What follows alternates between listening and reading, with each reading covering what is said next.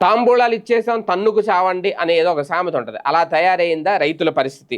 ఎందుకు అంటే చాలా చోట్ల రాజధాని ప్రాంతంలో అమరావతి రైతులకు భూములైతే అప్పట్లో రిటర్నబుల్ ప్లాట్ల పేరుతో ఇచ్చినవి ఏవైతే ఉన్నాయో అవి రిజిస్ట్రేషన్లు అవ్వట్లేదట. అవి చాలా అతిపెద్ద ఇబ్బంది. ఇప్పుడు రాజధాని అమరావతికి భూములు ఇచ్చి అభ్యంతరకరమైన రిజిస్ట్రేషన్కు అవకాశం లేని చోట్ల రిటర్నబుల్ ఫ్లాట్లు పొందిన రైతుల కష్టాలైతే తీరట్లేదు. అటు రిజిస్ట్రేషన్కు అవకాశం లేక ఇటు అవసరానికి అమ్ముకునే పరిస్థితి లేక అవస్థలు పడుతున్నారట. జీవనాధారమైన తమ భూములను రాజధాని కోసం త్యాగం చేసిన వారు తమ ప్లాట్లను మార్చాలని సిఆర్డీ అధికారుల చుట్టూ కాళ్ళు అరిగేలా తిరుగుతున్నారట.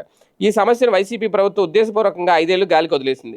ఫలితంగా రైతులకు అత్యవసర సమయాల్లో అక్కడికి వస్తున్నాయనుకున్న ప్లాట్లు కాగితాలకే పరిమితున్నాయి. ఇక్కడే దరిద్రం ఏంటి అంటే ఈ దౌర్భాగ్యం ఏందో నాకు అర్థం కాదు.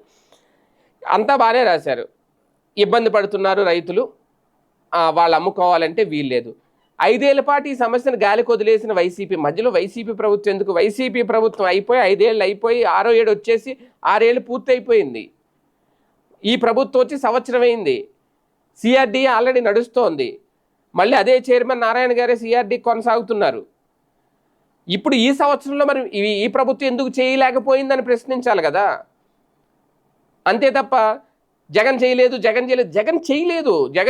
కాబట్టి దింపేశారు, అయిపోయింది. మళ్ళీ ఇంకా జగన్ నామస్మరణ, అదే జగన్కి ఇంకా సింపతి పెంచాలనుకుంటున్నారో, జగన్ని పదే పదే మర్చిపోకుండా ప్రజలు గుర్తు చేయాలనుకుంటున్నారో అర్థం కావట్లేదు ఈ వార్తల్లో. జగన్ ప్రస్తావన ఎందుకు అంటే పూర్తిగా ప్రభుత్వం మీద రాస్తే వ్యతిరేకత వచ్చేస్తుందా?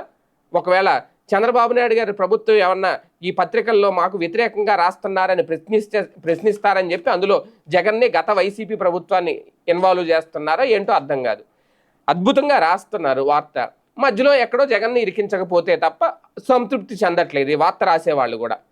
మరి ఇదే రకమైన జర్నలిజం అనాలో అర్థం కాదు.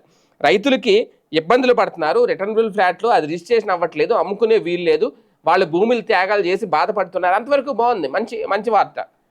మధ్యలో 5 ఏళ్ళు జగన్ వీళ్ళని పట్టించుకోలేదనే కదా, ఆ పునాదులు వదిలేసి మొక్కలు వచ్చేసినాయి అని పట్టించుకోలేదనే కదా మళ్ళీ తవ్వుకున్నారు. అమరావతిని రాజధానికి ఆయనకి ఇష్టం లేదు కాబట్టి పట్టించుకోడు.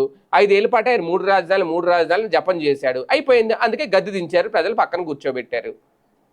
కానీ ఇప్పుడు ఏడాది అయిపోయింది, ఈ లోపల మరి వీళ్ళ సమస్య ఎందుకు పరిష్కరించలేదు? రైతులందరూ ఎదురు చూశారు కదా, మళ్ళీ మా బాబు గారు వస్తే మాకు కష్టాలు ఉండవని. వచ్చేసారు బాబు గారు, ఏడాది అయిపోయింది, 2వ ఏడాదిలో అడుగు పెట్టేశారు. కానీ కష్టాలు అలాగే ఉన్నాయి. దాన్ని రాయాలి, వీలైతే దాన్ని పరిష్కరించండి ఇమీడియట్గా.